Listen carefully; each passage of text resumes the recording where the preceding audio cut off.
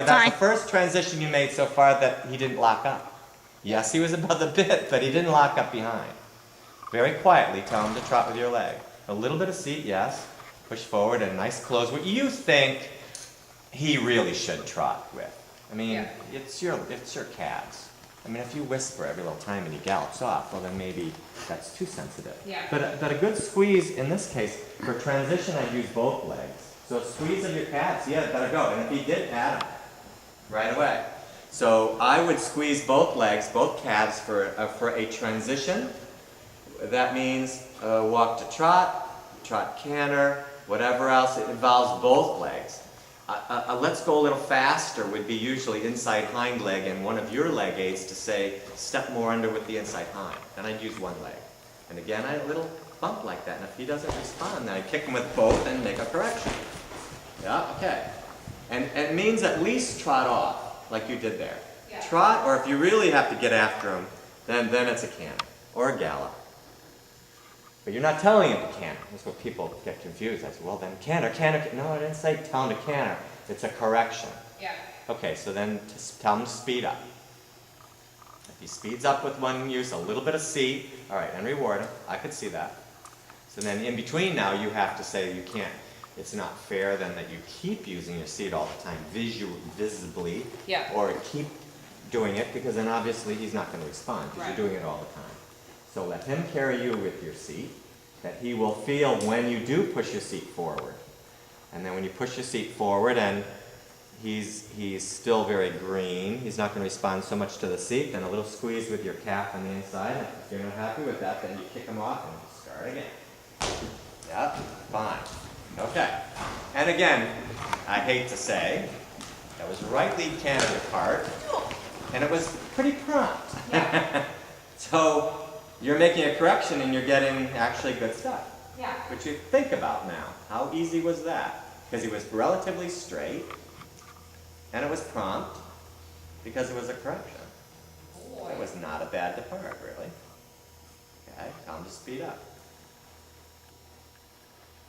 Okay, good. Right. And then again, if I haven't mentioned the low and the pole, again, the more as you get him in front of the leg, then you'll be able to make uphill corrections. Because he's listening to your leg, and then your curling behind the bit will go away. Because you'll have obviously more motor. If you want to talk about that way, you'll have more motor into the connection, and then he can be more uphill. Okay. So close your legs and let's trot. Again, if you don't, then if he doesn't respond nicely, very good. Pat him. Good boy. Okay. So nice quiet contact. Relax. That's it. Just relax your connection a little bit. Not meaning not. Relax your arm just a little bit. That's it. Okay. And allow him to come above the bit. I mean, ride that way, saying, you're not like that. Yeah, you know what? I'm going to let you come more above the bit. Because I think that's, again, it's not so much in the training scale that way, but again, the horse that comes behind the bit is always more difficult to fix than the horse that's a little above the bit. And I don't think he really wants to be above the bit. My feeling. So I like this much better. So now the pole is up and he's in front of vertical, which is where the training level horse should be. And always a little bit softer in the inside rein. Okay, so you have a little bit the warm up and then you have this. And this clearly is 1 or 2 points higher in score-wise than the other. And as far as the training scale, So it feels more rideable. yeah, it's rideable, the pole's on top, etc. Okay, so now we change directions. And see the same thing this direction.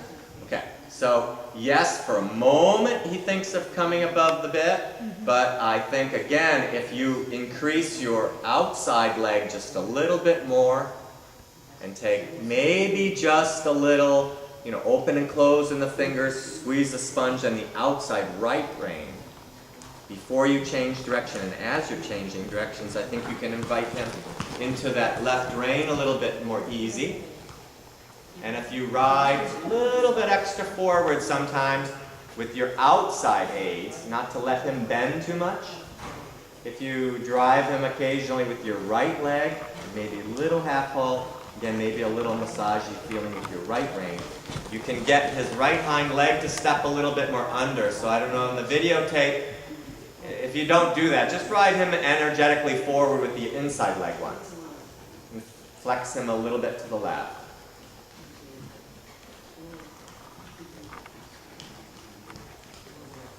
And then you'll see it in the tape where that right hind leg is almost a full hoof print to the right. So I would think as a rider, your inkling would be, yeah, go ahead and bend him left, bend him left. But if you watch the straightness, and again, when I said this hind legs, he likes to get wide at times with the hind legs. If you now start a little bit of massaging with your right hind leg and your right leg, and push his right hind leg a little bit more underneath him with almost a counterflexion. But whether you counterflex him or not, just continue riding his right hind leg a little bit over to the inside, almost like a slight leg gild butt in. And you'll see right away he's straighter. All right there he's quite straight. Okay. Yeah. Again, it's a steering issue. Again, because you have slightly counterflexed and he doesn't understand how to do it without pulling on his face to turn one way or another. Just there it's better. Just that one turn, your circle really isn't very round. Right as you turn from the camera, that was a little bit squarish turn here again, and then you'll see in the tape the right hind leg shoots off to the side. He's traveling quite straight, he's dead straight, pretty straight, maybe off to the right from my angle. Now change directions. I give him a little bump with, again, a correction, a little quick bump, and maybe even a little soften with the rein at that moment to get his pole a little bit more up. And a little bump with your leg. Almost out, that's it, and allow him to come above the bend. So when he's in front of your leg, then you also want to have a signal for pull up, which can be a little bit of a hassle. We tend not to want to do so much the baby horse, but maybe even a quick tap almost out of rhythm, and a slight drop of the rein to say, get your head up.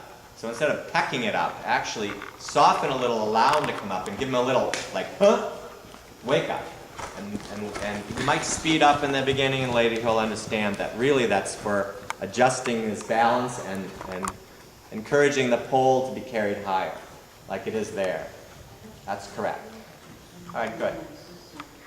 This direction, I'm just very gently flexing him to the right. Not a big deal. Watch his feet, and you'll see that he's pretty much straight.